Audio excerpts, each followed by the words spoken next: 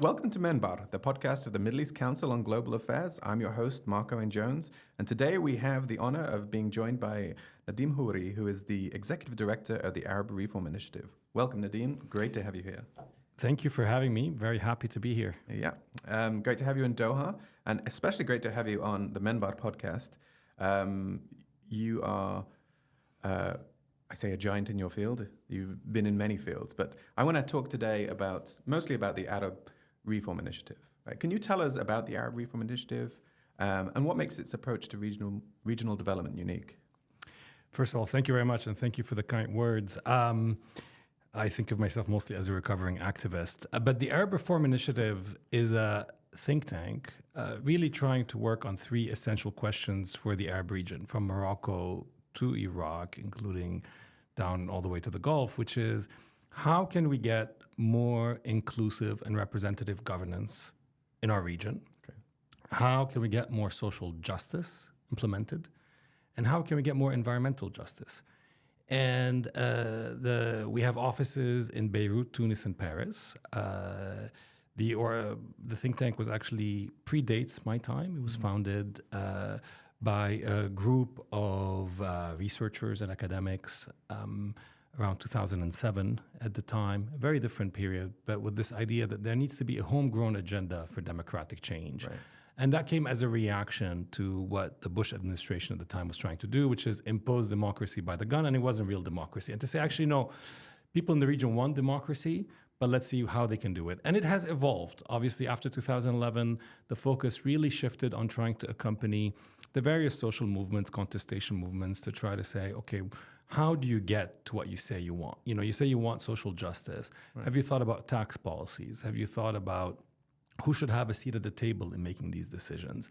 And this is sort of where we are at today. So unlike other think tanks, we're less focused on the geopolitics of the region, and we're very much looking at some of these same questions, but looking at the dynamics from within the region, trying to see how we can support innovative research, because we think there are many challenges. The solutions will be found from the region, for the region, but also creating spaces, community of practice across the region where people can compare notes, lessons learned. And we have had such a tumultuous, rich, challenging period, particularly since 2011, with a lot of ups and downs. What have we drawn? Right. What sort of lessons have we drawn? And finally, since we also have offices in Paris, we try to bring some of these recommendations into various policy-making circles, from Western capitals to IMF, World Bank type fora. But I would say really our core approach is different, because as a think tank, many think tanks in the region tend to focus on the big trends. You know, what does US want, Russia want, Iran, Turkey, Israel, the Gulf countries. We tend to focus a lot more of what is the perspective from governance from within our societies, what's working, what isn't, and how do we scale it up? I mean, I just was speaking to Amani Jamal this morning about the Arab Barometer, and one of the things we noted was how many often people speak over Arab populations with the external interests of other states. You mentioned just some of them. What does US want? What does Russia want? So it's great to have that from within. And I want to say, today, because I think today is a very special day. We just saw Bashar al-Assad, and his terrible reign on Syria just ended. And who knows where things will go. But for me today is very interesting, because ultimately, and Syria is a very good example where there's so much geopolitics, right? But ultimately, there was also local agency. Yeah. You know, people stood up, people sacrificed for a very long time. And we need to highlight this as well. So I really think of ourselves as complementary. So sometimes we feel like we're crossing different worlds. We're talking to activists who might be doing street politics. We're talking to maybe perhaps former reformists who tried things in government. But we're also sitting down with broader policymakers, because we want to understand how they're thinking, but we're trying to bring to them a perspective of say, okay, but don't erase the people from the region and what they want and their agency. Absolutely. I mean, you mentioned activists there, and you mentioned that you're a recovering activist. I think I'm in the same league, actually. Although, I don't know if it's possible to recover as an activist. That's a different question. But you've worked with Human Rights Watch, right? And the UN before leading the Arab Reform Initiative. How do those experiences inform your current work on the region?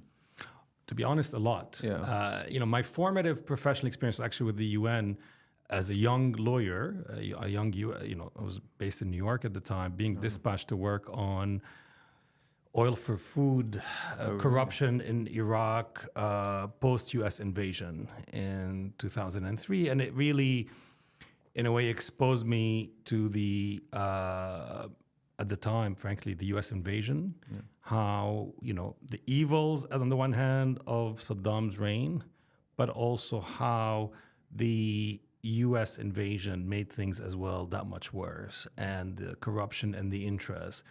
And that's actually what led me to join Human Rights Watch, where I started their office in Lebanon, first as a researcher on Lebanon and Syria, and sort of spent 14 years making my way, in the organization, and lived through the uprisings of 2011 as a human rights activist. And I have to say, I lived through the highs and the lows. And around 2017, 18, I felt that, the tools of the human rights activism, documenting, exposing, doing advocacy, were hitting their limits. On Syria, I guess similar to how people feel today about Gaza, things had been documented almost in real time. Everyone knew. We had the Caesar photos that expose how torture was systematic. We had access. I remember briefing the Security Council, so all the, main actors in this world knew, and yet nothing happened. But also, I also saw, particularly in places where the uprisings had succeeded, in Egypt and in Tunisia, how it's not that easy to shift from street contestation to formal politics. And that stayed with me. That question really stayed with me. And particularly the experience in Tunisia, where there was such a demand for social justice. People wanted their life to get better. And 7 years later, after a democratic rule, their lives was not getting better. We're not getting better. And so that led me to the Arab Reform Initiative, because I felt actually, how do you transform slogans, demands on the street, into demands that are actually carried forward by structured political movements? And then how do you transform these demands into actionable policies? It is complex. It is not easy. We don't have accountable governance in our region. It's not like you lobby or you put the news out in the newspaper and suddenly some official feels responsive that they need to do something about it. And yet, we have seen some breakthrough. So, and that's, I think, what we're trying to do. So that explains, from simply documenting to trying to work with people to see if we can make things better. Yeah. I mean, documentation is obviously vitally important, but there are limitations to what it can achieve, as you said, politically, right? So the work of, Human Rights Watch is key, but I share this frustration. It's like, it's kind of damning that you can actually document in detail these horrific human rights abuses, and people will look at it and go, okay, and not do anything. Exactly. And that's why there needs to be that impetus to change. And I would add as well, and this is a self-criticism, for the longest time, it's easier to expose than to actually propose. And I remember the weakest part in these reports was always the recommendations. Because you knew most of your recommendations could not be implemented, or you actually felt there's not a sufficient local demand for these changes. So I think the idea is, how do you build alliances? And I think this has become something that has really defined our work at the Arab Reform Initiative, which is, you want to build communities of practice. These are communities of people. They could be activists, but also perhaps people who spent some time in government, people who care about these issues, to get them to think and sort of realize, none of us live in ideal states. The governance is very weak. State capacity varies a lot from state to state, but it's generally not great. But what is feasible today? So you need to kind of know where you want to get to, but also what is your path. And sometimes your path is probably more gradual than you would like. But that's better than actually going backwards. And do you think it's important? Because I know, especially, I talk about on the left, it becomes kind of, some people are very perturbed by who they might be seen to be working with. But presumably, when what you're doing, you might have to get people around the table who don't necessarily like each other, but for the sake of practicality, have to work together. Yes, definitely. Okay. Now, should there be a minimal threshold? Yeah. You know, do you just sit with everyone for the sake of sitting with Right. everyone? I think we've drawn the line at saying, no, there has to be at a minimum some shared values, but that doesn't mean you have to be politically aligned. So, for instance, we've convened many discussions and we try to build alliances between Islamists, but who are committed to certain democratic principles, liberal leftists, you know, and there are tensions, of course, but you know, coalition building, I mean, in any country, change doesn't happen because society is unanimous. It's because you build bridges and there are crossovers of interest and people get to know each other. And I think this is the central question that we face in the region, which is there's plurality of opinions, and we're going to have to come up with governance systems that allow you to live the way you want, that allow me to live the way I want, but that we stop scaring each other. And that's very true in the Levant. It's very true in North Africa. We saw it in, you know, and people are going to have to coexist. And that goes through rules of the game, but also institution building. Yeah, and I mean, this has always been pertinent, but it feels like it's incredibly pertinent right now. We've seen the almost complete destruction of Gaza. I mean, Syria's in ruins after 14 years of war. The notion of rebuilding is always important, but it seems particularly important now in Lebanon as well. But this brings me to this concept you mentioned, and you know, you've spoken about the concept of, quote, state densification or taktif ad-dawla, rather than complete rebuilding. Could you explain this approach and why you think it's effective? Or Sure, and I have to say, I mean, the Ghassan Salemi, so this idea came as well with an exchange from him, and he's used as well this idea of densification. So I don't want to trademark it myself. No, I appreciate the reference. And this is really coming from something, you know, I'm Lebanese, and I've been for years thinking about how do we build the state. You know, there's an expression in Lebanon, we always say, "Wayn ad-dawla?" Where is the state? You know, and it actually hasn't really led us to find the state, because the state isn't something that, you know, you find it and it's there and suddenly it's built. You have to build it. And there is actually a state in Lebanon. It's derelict, but it's not all inexistent. And one of the experiences after the protests in Lebanon in 2019, which we call the uprising, it became very clear that the current system is actually quite resilient, the corrupt current system. And they've managed to control parts of the state and to kind of think this image that we have that, you know, I guess what we live through right now with Assad or others, not all change comes through like toppling, you know, you don't start from zero. So why don't we try to find what remains of the state that is semi-functional? And let's see if we can consolidate it.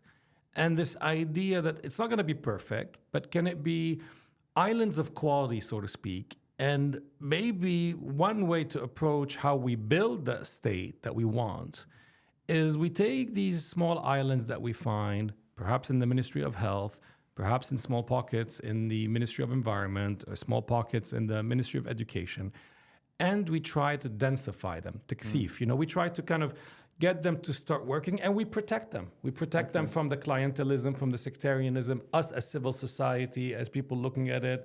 We try to encourage that, and that way, and that's the idea at least, we are going to have to test it. Sorry, how do you protect them? How do you protect them? So you sort of make sure, first of all, that if sectarian corrupt leaders try to remove you know, competent, well-regarded civil servants, that us as a society, we denounce this. We support them, you know. We protect them as well by perhaps connecting them. You know, for instance, in Lebanon right now, there's a very big distrust, for good reason, from the donor community. But maybe that donor community, which listens to think tanks and NGOs, we can actually tell them, look, there's a pocket here in that state, in that ministry, that you can actually work with. And we have examples. We have examples actually in Lebanon. The Ministry of Health has done relatively well during COVID, during the last war by Israel on Lebanon. It has performed well. It managed to coordinate the private sector. It kept standing. And the idea is, if you find these small islands, because why isn't the state being built? Because people don't trust it. So you try to, you know, you get something else. So as you build it that way, you hopefully, that's the idea at least, you start regaining public trust. Perhaps initially it starts by saying, actually, I'm going to get my medical services via the state or partly via the state. And if your experience is positive, then you might open up your mind and say, actually, let me revisit this idea of the public sector when it comes to education. Yeah. It's going to take time. It's a gradual. It's not particularly sexy. You know, revolutionaries don't like this idea. But my answer to them, I also dreamt of mind-sweeping changes. You know, but then I realized, and by talking to people who are actually in positions of power, you have the Ministry of Education you have. Yeah. You don't have the Ministry of Education you dream of. So you're going to have to work with it. You have the judiciary you have. You want to improve it. You can't start it from zero. Right. It has a certain tradition. It has certain problems. And, you know, it's... so that's the idea. That's the idea behind it. And I think we have to test it. And I think we're seeing a process of... For me, 2011, by the way, sorry, and it's a process. We're all maturing in a way. We've tested things, we failed. You mean as populations? As populations, as civil society, as researchers, as even policymakers. Yeah, of course. Many of us have had dead ends. And the idea, and I think this should be the role of a think tank, is to provide that space to say, okay, that didn't work. Why? Right. What would you do differently? And it shouldn't be like an abstract theoretical exercise. It should be based on the very real and very rich experiences that we're seeing in our societies. And there are so many. I always say we don't always have to look for that expertise on the outside. Someone who reformed the police in Ireland, in Northern Ireland, they might be great, but their context was different because even though it was in Northern Ireland, they had a semi-independent judiciary that they could rely on. Yeah. We don't have that in many of our countries. So I'm going to have to think about, well, how does the security sector reform work in pace with the judicial reform? Yeah. I mean, I grew up in Bahrain and I wrote about political repression in Bahrain, and they literally got police officers from Northern Ireland to come and talk about sectarianism. And yes, there's value, but at the same time, to me, that was also window dressing, right? It was like, let's be seen to be addressing the problem of sectarianism, but the political will wasn't there at that point. Exactly. And you're right. I mean, and that's the big, I think you're putting your finger on something very true, which is we know, and I hope this is not what I'm saying is technocratic change on its own does not work. No. Having political demands for change on its own do not work. And that's what we saw after 2011 in places like Egypt and Tunisia. It's not enough to say, I want social justice. Yeah. Because if you want social justice, you have to be able to transform that slogan into concrete demand. Yeah. To whom? How? Funded by whom? These are political choices that will need to be made. Right. And once you have to be able to kind of walk on 2 feet, on the political side and move that needle, and on the service delivery side. Right. And it's getting that balance right. Because if you raise expectations and you can't deliver, you create frustration. And that's what happened in Tunisia. Yeah. You know, that's also a revolutionary theory, right? When the expectations also increasing and they suddenly get dashed, then you have... And you get... It's totally balance. True. And I think we're now entering a new phase where I think a lot of countries are like, okay. And I think societies have revisited their expectations. Yeah. But the demands are there.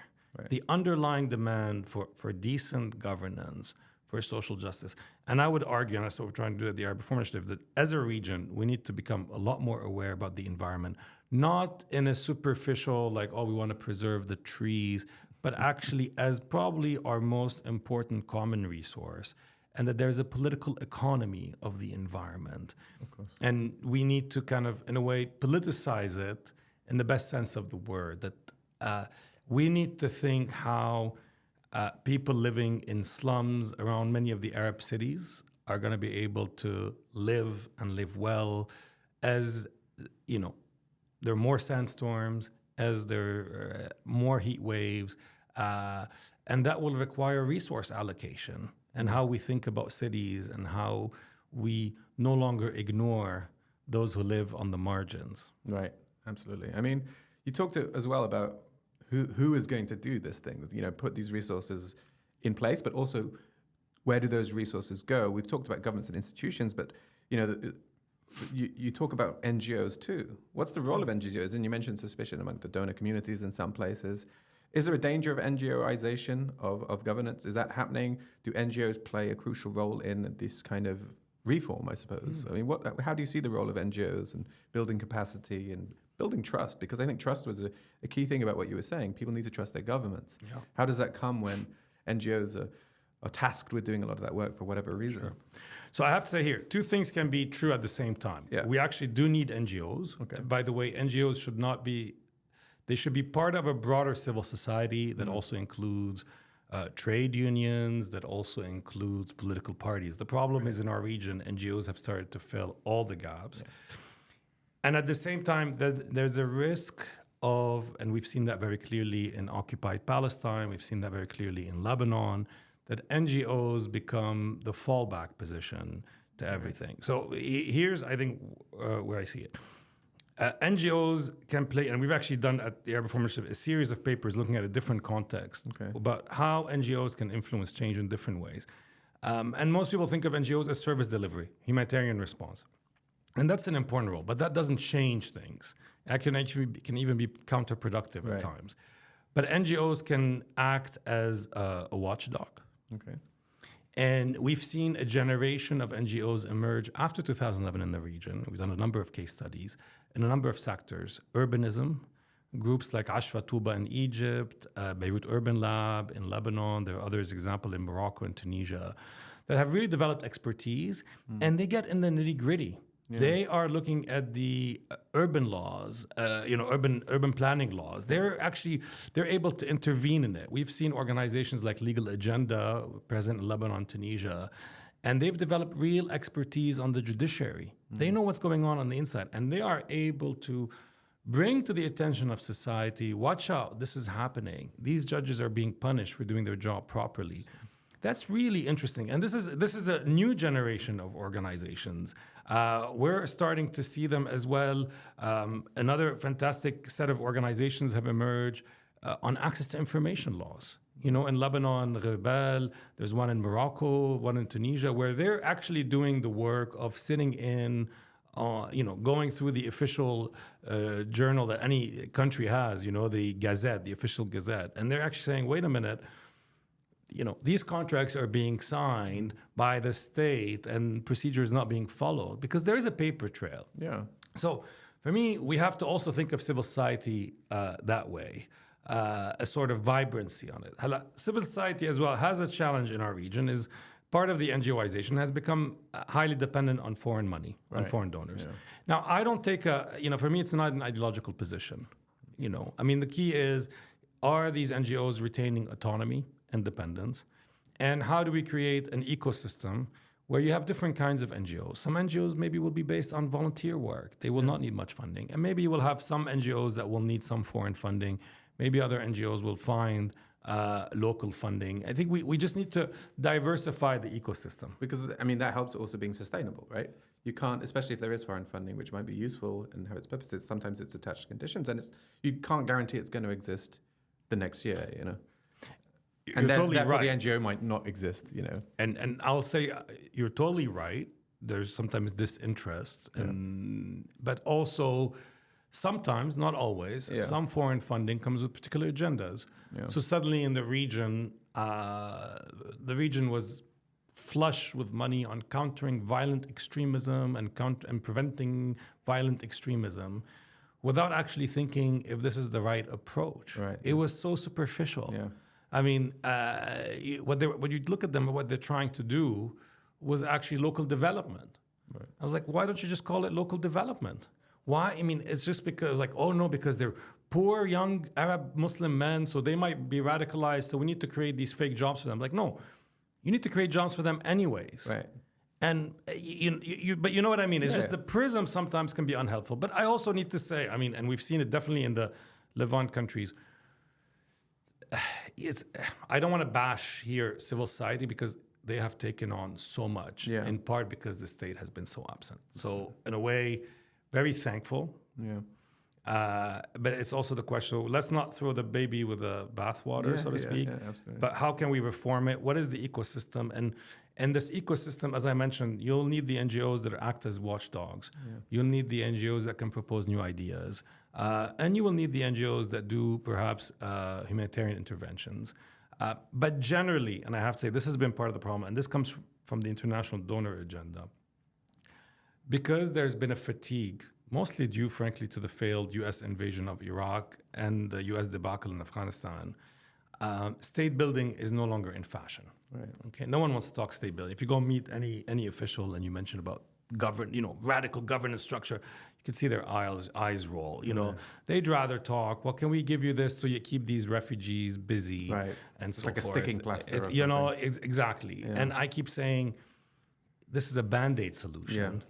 But when you're living in a poly-crisis, when you look at places like Lebanon that have been in crisis for 20 years, no, what you need is actually real change. And yes, it will be challenging, but you're just throwing money for not building any institutions. Let's talk about the region as well. I mean, you've identified 3 non-Arab powers dominating regional influence. Forgive me if there's more, but Iran, Turkey, Israel, they're very key.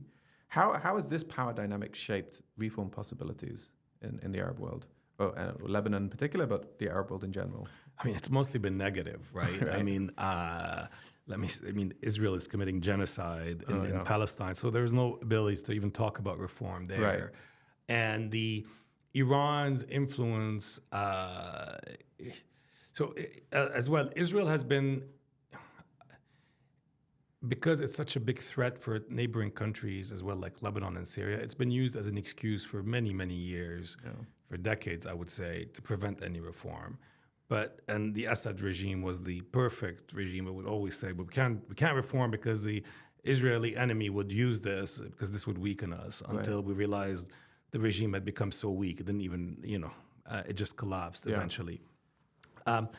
Iran, has been trying to find, and that's legitimate, to find its space in the region. But instead of trying to build that space via states, it has decided to go via non-state actors. Right. So it filled vacuums. Hezbollah is the archetype. They tested the idea there. Yeah. But then they replicated it in Iraq. They helped as well the Houthis in Yemen. They did it in Syria. And by developing these and arming these non-state actors, they ended up killing the ability of states to govern, because the states no longer have the monopoly over arms. They no longer have a monopoly over foreign policy or even on their economic policies.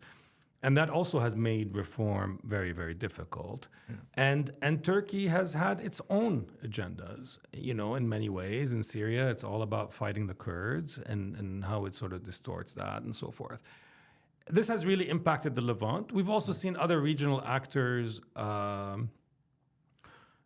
influence, particularly in the Gulf countries, have influenced things in Egypt and in Tunisia. I'll mention here the UAE, because their fear of the Islamists has been that they want to undermine elections if Islamists, notably the Muslim Brotherhood, win. Yeah. So in a way, they end up short-circuiting the experience. I mean, I'm not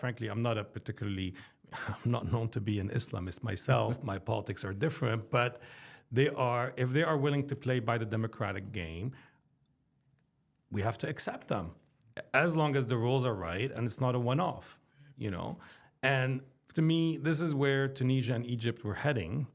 This ability of Islamists were actually losing popular opinion because they were not good at governance in Egypt and in Tunisia. We should have let them fail and have another generation that evolves. But some regional powers wanted to see them fail perhaps faster, and they supported security forces and others to accelerate this. So it is a big problem. I actually feel perhaps today, with what's happening, we've reached perhaps a new stalemate. Yeah. I mean, let me explain. So in 2011, a lot of us were hopeful. Starting in 2013, counter-revolution, authoritarian counter-revolution. Syria was a very good example, but also the arrival of Sisi to power in Egypt and other places. And we saw even the West, no one wanted to talk about reform. It was about autocratic restoration. Yeah. Stability comes via the old school autocrats because they can control their societies. They will stop migration, notably to Europe. And maybe they will be better at governing the economy. And that became the dominant paradigm for a few years. But you know what? I actually think it's showing its limits. There's the dramatic failure of Bashar al-Assad, but we could also talk about the economic failure of the government in Egypt. which Egypt has never been. If it wasn't bailed out, it's being bailed out basically every year at this stage. Maybe it creates a space. Yeah. Maybe I'm hopeful. Maybe I'm naive. But I actually think maybe it creates a space to say, okay, no one is, maybe we were naive when we thought everything can collapse. We can go from hell to heaven overnight in 2011. We learned it's going to be more complicated. But maybe you were also naive. Right. You as autocrats, but also you as Western policymakers who like these autocrats in some of our countries, that these autocrats can deliver on stability, because what they can deliver on is a facade of stability, but a facade that isn't able to respond to demands of growing demographics, of young populations that are connected, that have aspirations. Right. I would argue, is fake stability. The youth bulge is something shared across the whole Arab region, right? Yeah. It's the massive youth population, which is... It is, and in a way where, what saddens me today is maybe in 2011 for certain countries, 2019 for others, like in Algeria, Lebanon, Iraq, where we saw a second wave of protests. For me, it wasn't just the youth bulge. It's also youth and groups that are trying to find a collective solutions to their predicament. They feel something is rotten in the land, and they're trying to say, okay, can we change this? And unfortunately, with the failures of that second wave of 2019, people, and we saw that, we do a lot of work with youth groups in different Arab countries, people have returned to individual projects. Yeah. So Tunisians today, young people, they don't dream about democracy. They just dream about migration. And getting a job somewhere. Getting a job somewhere outside of Tunisia. Same in Lebanon, same in Egypt. And for me, that saddens me, because there is energy, there is talent in all our countries. But for that energy and talent to stay in our countries, we need collective projects. How do you transform this? I mean, that for me is the real, what is the collective project that will give you decent governance, inclusive governance? These days people say, oh, don't use the word democracy, people don't like it. You don't like democracy? Okay, what I'm saying is there needs to be a system of governance where people have a say in how things are being run, and that they can hold the people running things accountable if they fail. Right. For me, that's the definition of democracy. You want to call it inclusive government, we call it inclusive governance, because people think, oh, democracy, then they think, even young people today, they think of democracy when we do these focus groups with Tunisian youth, tell them democracy, they just think parliamentary elections and people in parliament that we watch on night TV insulting each other and just kind of shouting at each other, and they don't deliver policy. For me, that's not democracy. Democracy is building systems of governance that are accountable and representative, but accountable as in you can change them if they fail. Yeah, and I mean, you mentioned, people want to have their voice listened to. But they also, they want to see that their voice actually has an impact and that they are heard. And I think lots of people spend a lot of time giving democracy a bad name, and sometimes you just have to call it something different or describe it to get past the fact that this term has been polluted almost. And it's been polluted as well because, frankly, the U.S. uses it as a foreign policy blunt, right? Like, I'm going to export democracy to you, like, thanks, but no thanks, not with your tanks. Yeah, I mean, look how many people that ended up killing 2003 onwards.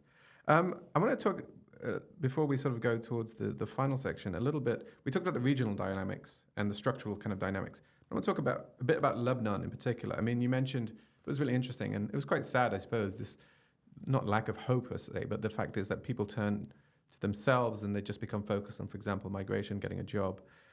To what extent is this a product of, the elites in those societies? Like, you talked in Lebanon particularly about the deal-making mentality of Lebanese elites. How does that obstruct meaningful reform? And how does that, again, work against people wanting to participate in rebuilding their own society? Yeah. Look, I think the post-war elite in Lebanon, how did they think of a state, to be honest? They thought of a state as a cow to be milked. So we're not citizens. They are the intermediary.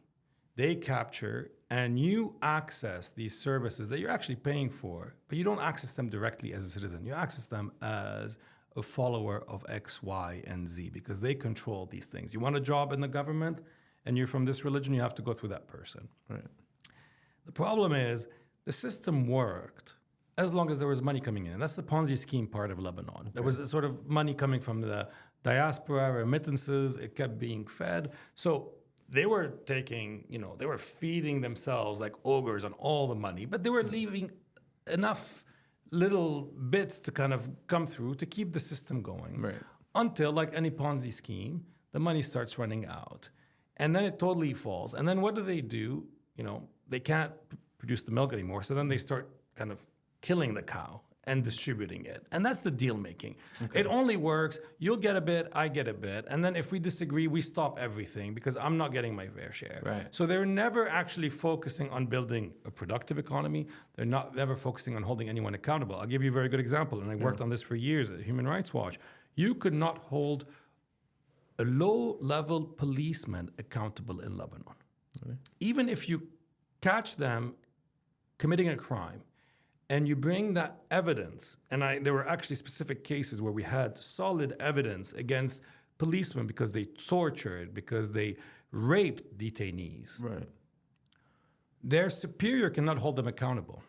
Why? Because if their superior holds them accountable, that person, the superior, is actually not the one who's eventually responsible for that person. That person has their position because their Za'im, their leader, got them there. Okay. So if the higher, the official holds the person who committed the crime accountable, the Za'im will take revenge and they will punish someone else from something else. So even that bit is actually traded.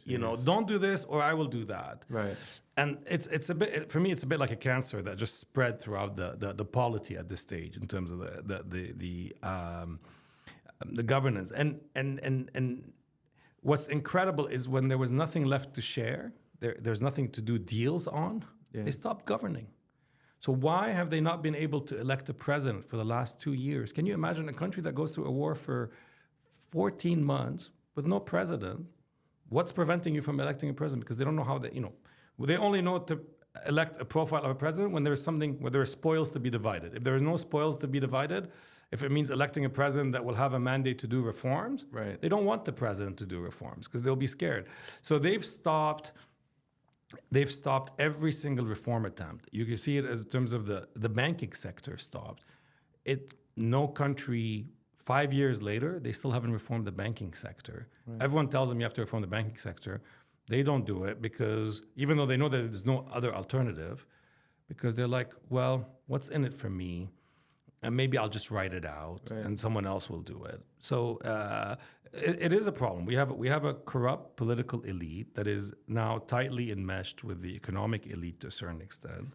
And we're going to have to build and support the emergence of a new political economy. And you can, forgive it, it's naive, but you can fix that kind of problem. I thought the example you mentioned about the policeman was interesting. It could almost be sort of a litmus test of any kind of corruption in a state. To what extent can you hold a policeman accountable? But can you fix that kind of problem, or the things that lead to that kind of problem, without fixing the overarching, say, confessional political system? It's a big question. I apologize. Look, and this is the big question, and for me, it's very interesting. So in 2019, as a society in Lebanon, we got to the point where the slogan in 2019, remember, was "Kullun yani kullun," all means all. And in a way, it was a collective realization that to be able to address this, you have to reverse them, get rid of them all. We failed. And it goes back to them. So then now today, I call it the all means all version 2, that is the correct problem. Okay. The system is the problem. But perhaps you need to kind of accumulate small gains. Yeah. Reforms, you build certain alliances, you gain some things, and you build momentum, because maybe things will change. We're living in a very transformative moment right now, but at least in Lebanon, this idea that you can just push a wall and suddenly they will all fall at the same time turned out to be impossible. So I actually like to think of it, the version 2 is a guerrilla tactics, which is I'll try to go for small wins, but then try to build accumulation of these small wins. So it could be right now, there's a desire to maybe reform the banking sector because Lebanon needs money from the IMF. Right. Okay, let's have a coalition. We'll change this. This may not weaken all leaders, but it might weaken some leaders who have particular ties to the banks. So maybe it's not all means all right now, but I'll take that. I don't want to be a purist. I'll gain. I'll bank that gain, hoping to build momentum for others. It's a theoretical exercise so far. In part, frankly, because in 2019, when the system was at its weakest, Hezbollah stepped up, and at the time Hezbollah was still very strong, and acted as a Praetorian Guard. Because it benefited that you had a system that was dysfunctional, because it allowed it to continue to exist sort of as a parallel state. Today, Hezbollah is weakened. And, there's perhaps a question as well where maybe they'll be more open to a real, to a broader national state building project. That's my hope anyways, that as a Lebanese society, as we mature and we realize the limits of everything, we refocus on a state building, and it's not going to be easy, but it's pessimism of the mind, optimism of the will at this stage. I can tell you a gazillion reasons why it wouldn't work, and maybe one reason why it would work, which is many of us still want to live in a decent country. And, I left Lebanon a few years ago. I still want to go back and live in my country. I know thousands and thousands of people in such a position. And for me, this is where the optimism of the will comes. And frankly, Syria just gave us an example of how people wanted to go home. They fought because they wanted to go home, and against all odds, they succeeded. Even though I know the future period will be difficult, but I think we just don't want to give up on our societies just yet. But that's a win, and I think this is something that really came clear today. As lots of people are talking about, well, we don't know what the future holds in Syria and the region, but let people enjoy the fall of a tyrant, and I think that's important. And you mentioned, we've got to consolidate small gains, but you've also got to recognize what those wins are, and actually appreciate them for what they are, right? Because I think it's important to see that as some sort of progress, or at least something, because people need that hope, right? And what gives hope? Hopefully, moments like that, maybe. And I want to ask my final questions on this note, because it came nicely to this notion of optimism. And I want to ask you what gives you hope about the possibility of reform in the region, despite the current challenges. What gives you hope? Look, today is a particular day. I mean, frankly, seeing people tear up in Syria, finding loved ones coming out of jails that after 30 years, after 20 years, gives me hope. Which, saying this absolute nightmare eventually fell. So that's a huge, not every day is like today, let's be honest, of course. But what gives me hope, it might surprise you. What gives me hope lately was the fact that the status quo is not sustainable. So it doesn't necessarily mean, that things will necessarily get better. But for me, it's clear the status quo, particularly in, we're talking about the Levant, parts of North Africa. When you look at the indicators, the numbers, the level of frustration, you're like, this is not sustainable. So it might get worse. But the fact that it's not sustainable means change is happening. I don't know where it's going to go, but the fact that change is happening means there's always space to propose something else. Call it hope by default, so to speak. But I like to think of it as a recognition that the potential of these societies is not being realized. And the hope lies in that potential. And the sense of, maybe I'm a bit too lyrical today because I am a bit emotionally affected by what's been happening in Syria. But, I've repeated sometimes like an act of faith that what started in 2011 is a process. It's a long process. It's a long process that we started in our region, where people were tired of being subjects and wanted to be actors of their own trajectory. The first version failed, and failed with huge costs for particular countries, Syria, Libya, Yemen, Egypt to a certain extent. But that process, that quest for that sense of decency, dignity, that drive is still there. It might be killed, and then you see it just erupt very bizarrely, you see that, and it just Unexpected. so it feels that the land is still fertile. Yeah. The land is fertile. The water it hasn't rained in a long time, but the land is fertile. And maybe for me, what keeps me going is we need to be ready to work the land for when it rains, because it will eventually rain. And it might be, it might be a dry summer, but it will eventually rain. And will we be ready? And will we have learned from past mistakes? So that's what keeps me going. I mean, I think that's a really nice note to end on. And I always think of Raymond Williams' Long Revolution. Just because change doesn't happen overnight or even over a year, it doesn't mean it's not happening. No. And it might take a lot longer than you think. And I think these moments like the fall of Assad also give us a capacity to be surprised. And I think that's a good thing, because sometimes you think you've seen it all, you know it all, you become cynical and jaded. But things happen that you weren't expecting, and those things can lead to opportunity and change and hopefully fertility, as you mentioned. Thank you so much, Nadim. It's been a pleasure. Thank you for having me. Yeah. Is there anything else you would like to add?